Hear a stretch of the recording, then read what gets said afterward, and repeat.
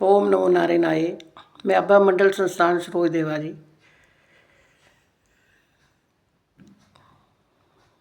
31 तारीख को आमला नवमी है। आमला नवमी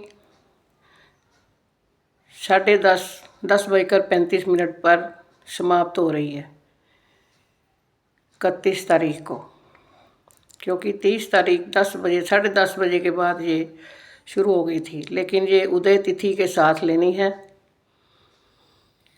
और राहु काल का ध्यान करके, क्योंकि जो शुभ कार्य होते हैं कोई भी वो आमला तिथि को करने होते हैं। राहु काल का छोड़कर बाकी समय में 10:30 के बाद आप कर सकते हैं। तो आमला नवमी की जो कथा है वो भी बड़ी अद्भुत है। आज के दिन का बहुत महत्व है। आंवले का दान स्वर्ण दान के बराबर होता है। अगर हम आंवले को दान करते हैं 1, 2, 11, 21, 31 जितने भी आप कर सकते हो तो कर लें, क्योंकि ये सोने के बराबर गिना जाता है। 3 चीज़ें जो हैं भगवान विष्णु को अर्पित हैं: दीपदान, आंवला दान और भगवान की कथा सुनना, भगवान का जप करना और स्नान। ये तुलसी की पूजा, आंवले की पूजा, इसे धात्री पूजा भी बोलते हैं। आंवला के वृक्ष के नीचे बैठकर भोजन करने का बड़ा पुण्य प्राप्त है। इसके साथ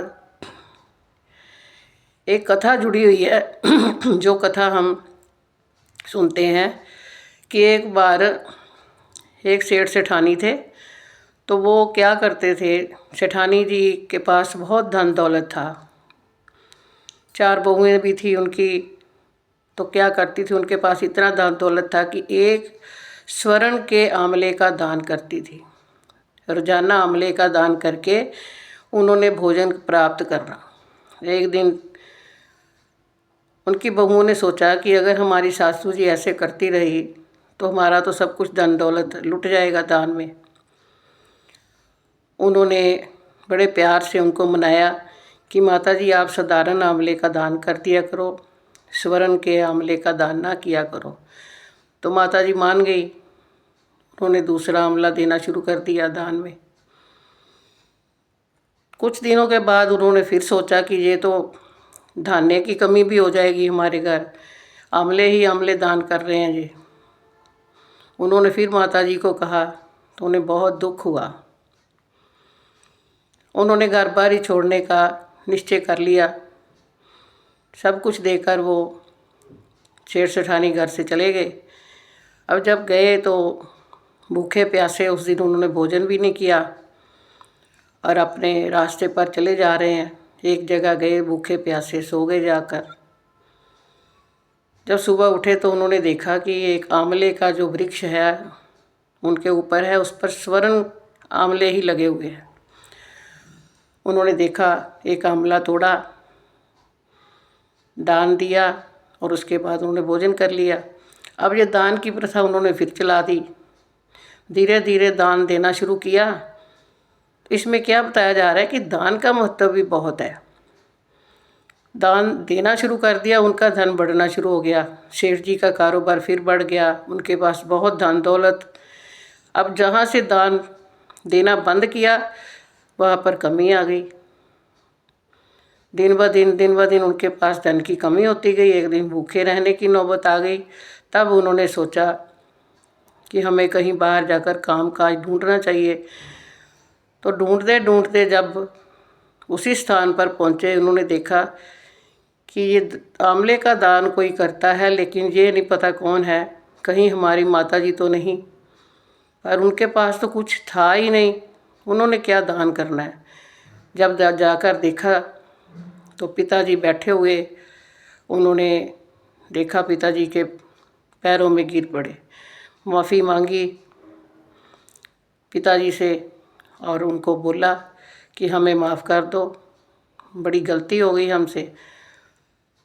तो माता जी ने उनको फिर अपना लिया। कहने का भाव ये है कि जब दान दिया जाता है, दान देने से धन की कमी नहीं होती, विद्या दान करने से विद्या की कमी नहीं होती,